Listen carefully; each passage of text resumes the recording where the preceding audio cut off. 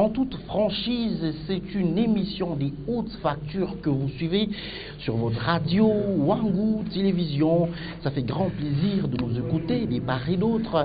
Je reçois pour ce numéro Maître Bambi. Il est le tout premier bâtonnier du barreau du Lualaba que je reçois avec un brin de musique. C'est parti.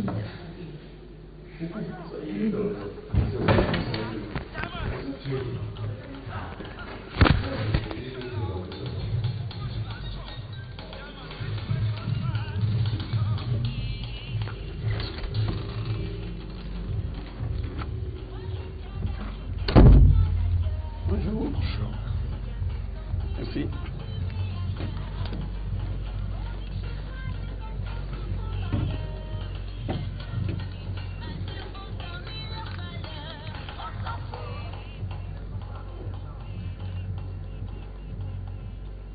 Un grand honneur de recevoir un grand homme dans ce plateau. Il s'agit ici de Maître Bambi que nous recevons dans l'émission à toute franchise qui passe tout le samedi à compter de 16h. Merci à la grande équipe qui nous accompagne. Merci à Kuku Panou pour la programmation.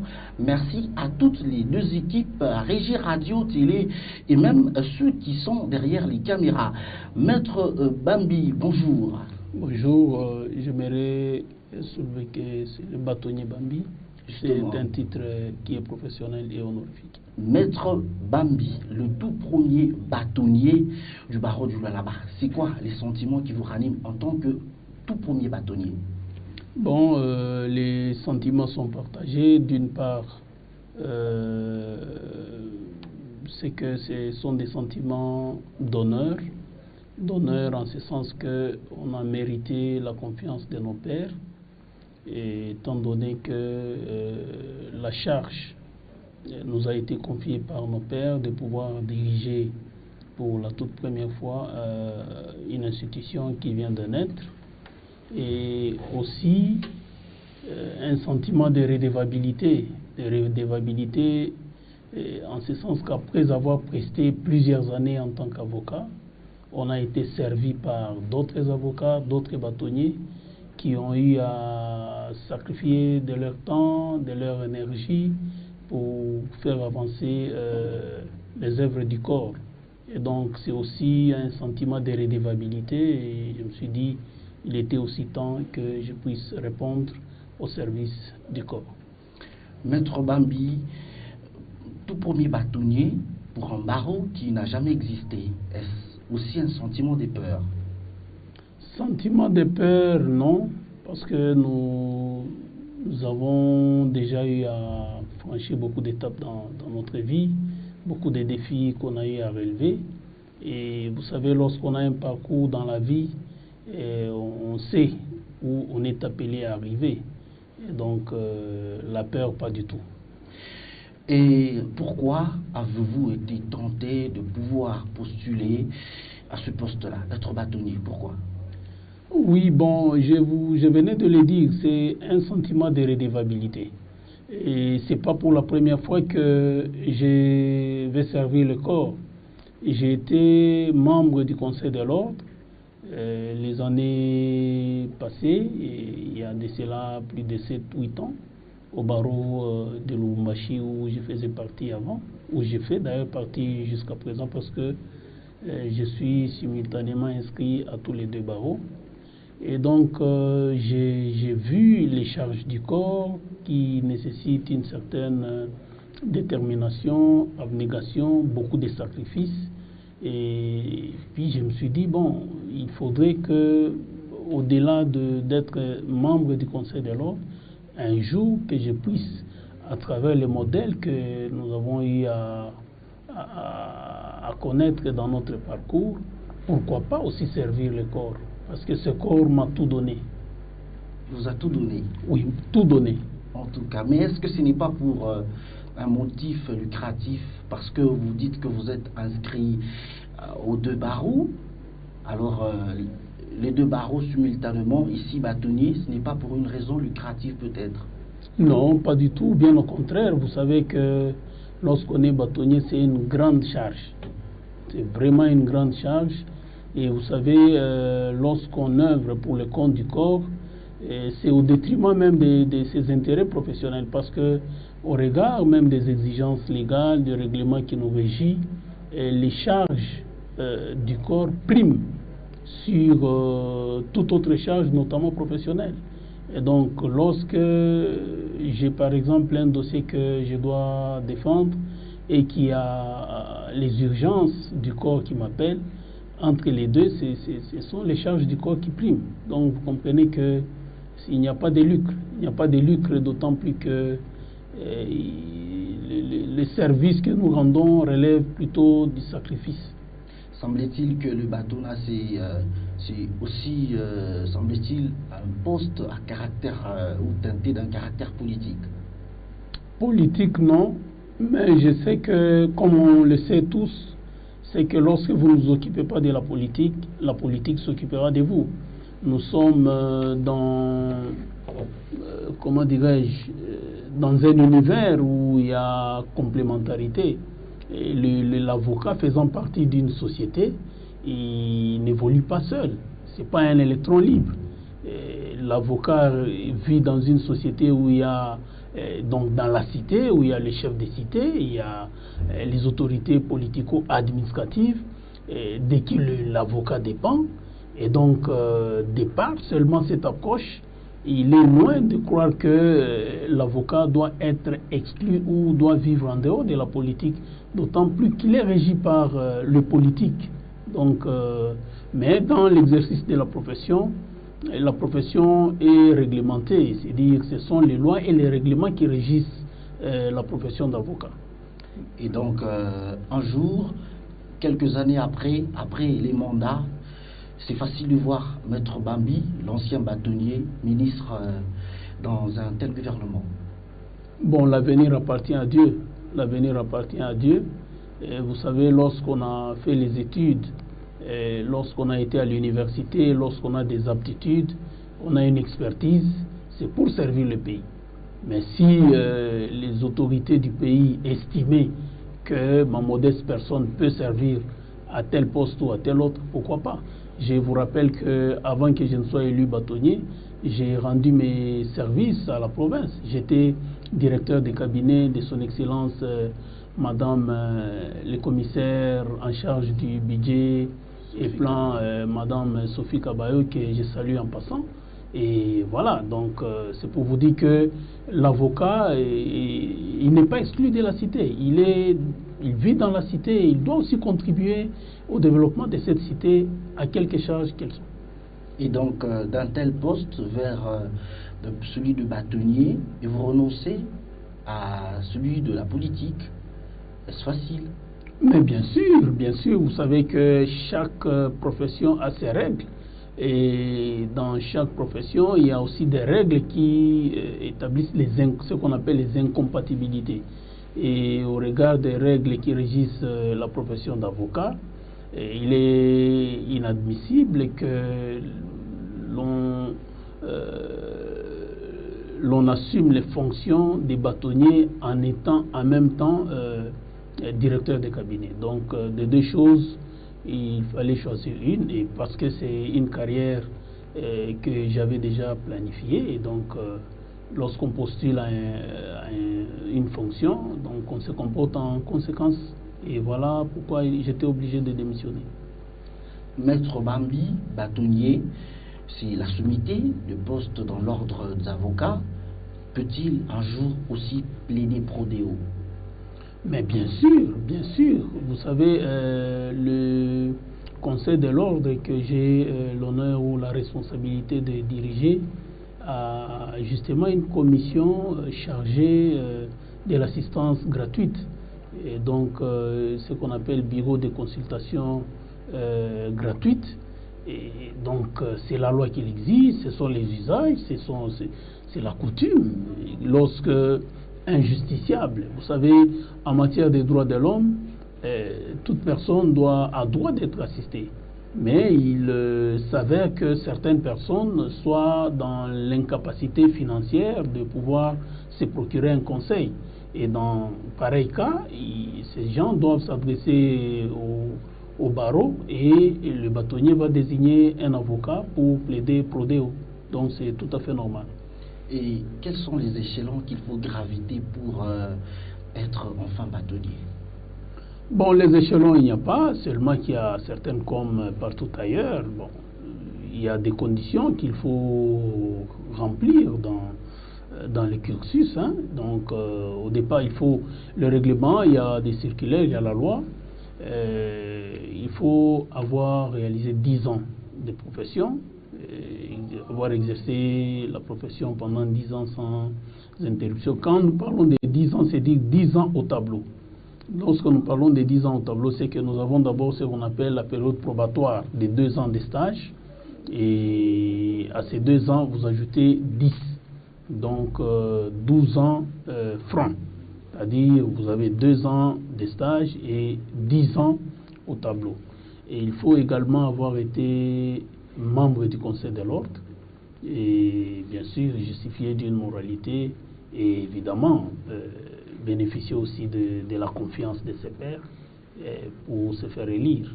Parce que vous savez, dans la profession libérale comme celle des avocats, on ne peut pas nommer un bâtonnier. Donc ce sont les élections qui sont les plus démocratiques possibles. Il n'y a pas de glissement dans l'ordre des avocats. Non, il n'y en a pas. Il n'y en a pas. Il n'y en a pas. Et arriver à séduire, à aller chez ses pairs pour être élu bâtonnier, qu'avez-vous fait finalement? Non, mais je pense que ma précédente réponse donne déjà quelques éléments à votre préoccupation. C'est dit qu'il faut, lorsqu'on s'est nourri de la soif, de l'envie, on a l'objectif d'assumer un certain poste, en fait on se prépare. Et c'est pas un sursaut de surprise ou d'orgueil ou de la soif de pouvoir toucher l'inconnu. Donc c'est quelque chose qui se planifie. Je vous ai dit qu'il faut d'abord avoir une ancienneté. Et vous savez, lorsqu'on a une certaine ancienneté, c'est qu'on maîtrise les rouages. Donc quand on parle de 10 ans, vous savez, lorsqu'on fait 10 ans à un poste dans une carrière, c'est que quelque part on a quand même maîtrisé les méandres, les rouages, et on peut supposer que la personne a une certaine maturité dans la gestion du corps et aussi avoir participé à cette gestion. C'est comme ça qu'il faut absolument être un ancien membre du Conseil de l'ordre, parce que là au moins vous savez comment ça se passe, comment les réunions s'organisent, comment le bâtonnier organise son agenda. Donc c'est, comme on dit, une expérience participative. Vous êtes là, vous apprenez en activant les mécanismes, en les vivant, en les subissant.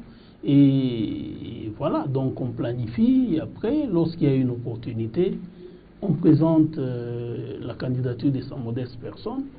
Si les pairs vous font confiance, ils vous élisent et voilà, donc vous accédez à ce poste. N'y a-t-il pas de pot de vin qui se distribue? Jamais, jamais. Vous savez, la profession d'avocat elle est bâtie sur la moralité.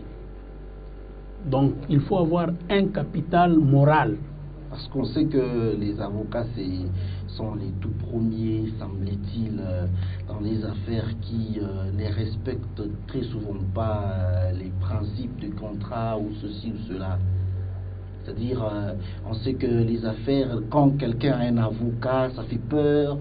On va facilement perdre parce qu'il a un avocat à côté, parce qu'on sait que ce sont ceux qui, par moments, peuvent facilement ruser ou permettre à leurs clients d'être rusés, de pouvoir vaincre ou gagner tel ou tel procès. Non, mais ça, c'est une conception alambiquée de la profession d'avocat. Elle est tout à fait biaisée. Vous savez que de tout le temps, lorsque vous, avec un regard, jetez dans le rétroviseur du passé, et vous verrez que dans les plus vieux temps, la profession d'avocat était organisée en faveur des personnes vulnérables. C'est-à-dire, il faut, quand on dit l'avocat, il est le défendeur ou des veuves et des orphelins. C'est justement pour porter sa défense, son expertise, son ministère aux personnes vulnérables.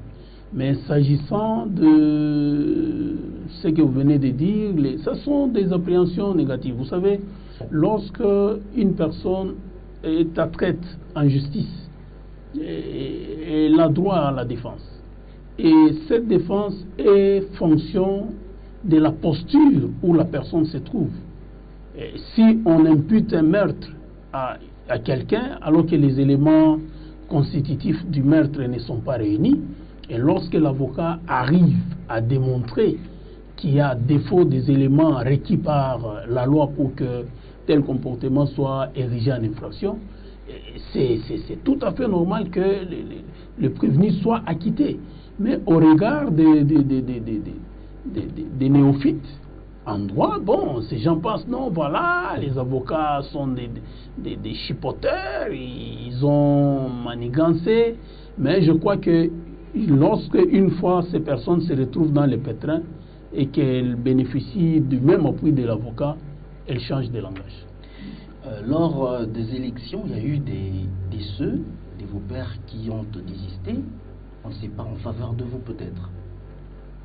Bon, je préfère que nous parlions du thème tel que vous l'avez annoncé. Ce sont vous savez, lorsque je suis invité sur votre plateau, il n'est pas agréable que nous parlions des absents. Donc, je préfère que nous centrions les débats sur ce qui est plus important. Un barreau facile à être un nouveau barreau, est-ce que les autres barreaux peuvent facilement l'accepter? Bon, c'est une dynamique. Vous savez, c'est une dynamique. C'est comme, vous savez, quand nous avons appris la géographie, l'Afrique avait, je crois, 52 États. Mais avec la naissance de deux Soudans, bon, le président du Soudan du Sud, Salva Kiir, il est reconnu, il a tous les honneurs liés au rang d'un chef d'État. C'est la même dynamique. Donc, nous sommes sur la terre des hommes, vous ai-je dit. Et donc, lorsqu'une institution trouve sa naissance dans la dynamique de celle qui existe, eh bien, on se bat et on se façonne. Et dès lors qu'on a une assise légale et légitime, on finit par s'imposer, c'est tout à fait normal.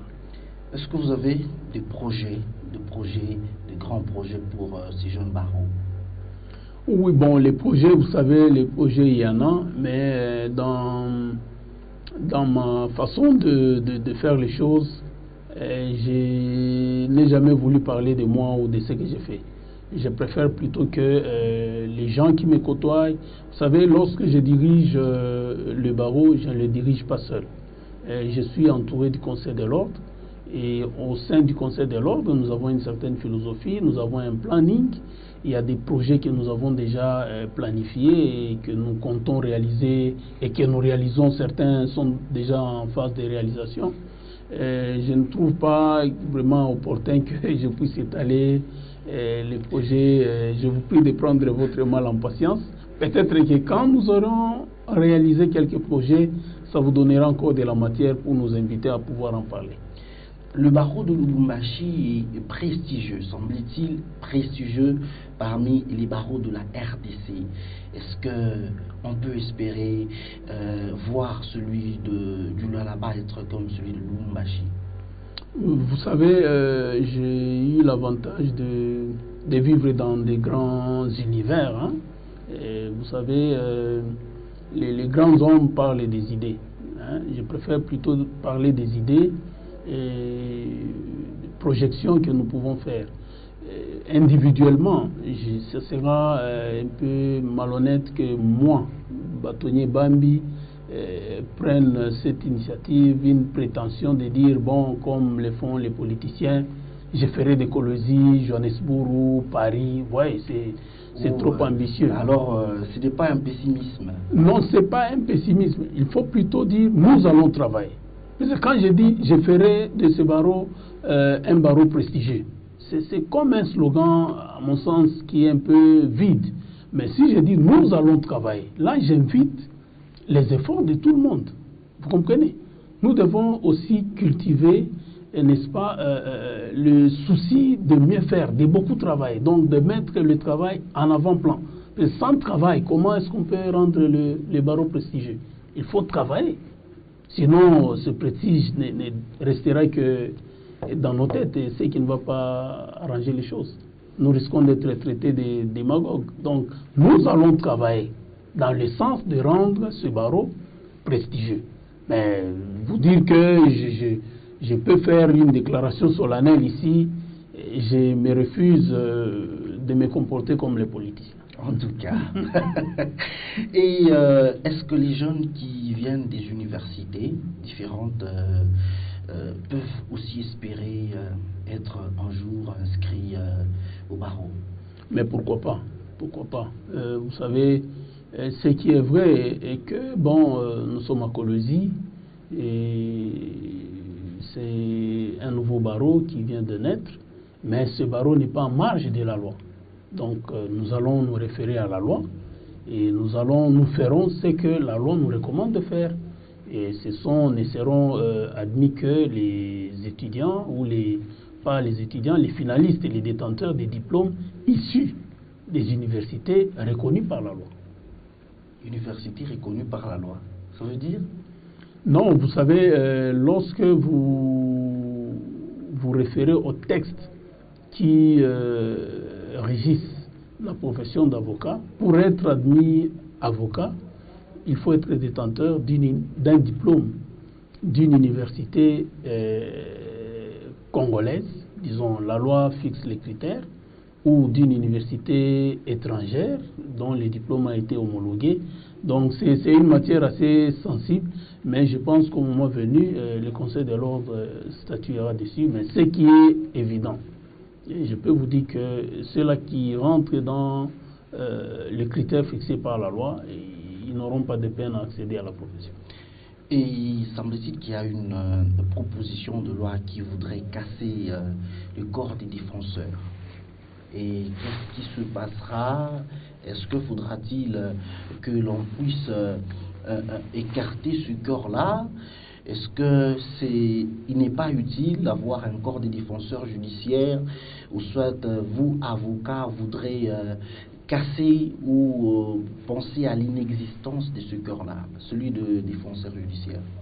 Bon, dire que les avocats cherchent à casser, c'est trop dire, à casser ce corps. Mais je pense qu'il faut se situer dans le contexte historique dans lequel ce corps a eu à fonctionner. Vous savez, au jour d'aujourd'hui, nous avons combien d'universitaires? À l'époque, les défenseurs judiciaires, ce sont les gens, bon, excusez-moi, passez-moi le terme, qui faisaient un peu le cycle court en droit. Donc, dans la plupart des cas, c'était des secrétaires d'avocats, les secrétaires au parquet, et puis ils ont fini par avoir une certaine information qui leur a permis d'accéder à la profession des défenseurs judiciaires. Il n'y avait pas que, il y avait aussi les mandataires ad litem, ce corps malheureusement il a disparu. Mais je trouve à mon sens que, bon, il est quand même injustifiable qu'on regarde les torts des licenciés en droit qui existent et que l'on puisse entretenir un corps. Et d'ailleurs, vous savez que au niveau du barreau, la grande partie des défenseurs judiciaires que nous récupérons en fin de compte sont des licenciés en droit. Donc pourquoi aller commencer par là où il ne faut pas aller et venir finir au barreau? Donc moi je pense que il faut encourager que les licenciés en droit postulent directement à la profession d'avocat, et c'est tout à fait normal, mais à mon sens, évidemment, je n'aimerais pas m'attirer les foudres avec les défenseurs judiciaires. Il appartient à la loi. Mes vœux personnels soient-ils, n'auront aucune influence. Mais je pense qu'objectivement, on doit songer quand même à révolutionner les choses. Il y a aussi des défenseurs qui disent que les barreaux est trop exigeant.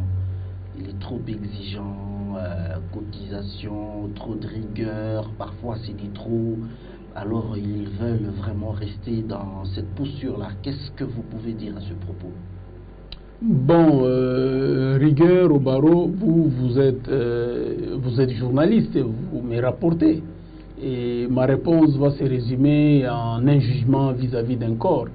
Et donc, je n'aimerais pas prendre ce risque de pouvoir donner mes appréciations sur un corps qui est légalement constitué, de peur à pouvoir tomber dans la subjectivité. Voilà. Donc, mais je pense que si vos propos sont avérés, il est vrai que la profession d'avocat ne régorge pas les rébus, hein. Donc il faut quand même avoir une moralité soutenue, parce que c'est un corps qui vise l'excellence. En tout cas, je rappelle ici que nous avions reçu ici sur Wangu Radio-Télévision Maître Adolphe Bambi, le tout premier bâtonnier du barreau du Lualaba. Alors, un nouveau barreau pour cette province, ça fait un prestige pour notre radio. Merci d'avoir été avec nous. C'est moi qui vous remercie, M. Odilo. Sur quelle note peut-on se séparer en tout cas? Bon, je pense que c'est la note d'espoir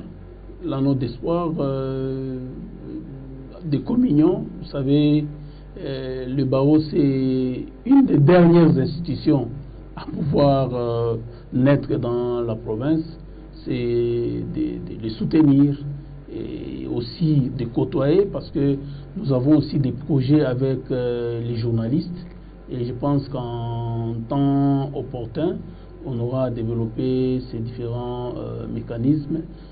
En tout cas, n'hésitez pas de côtoyer le barreau si vous avez des préoccupations.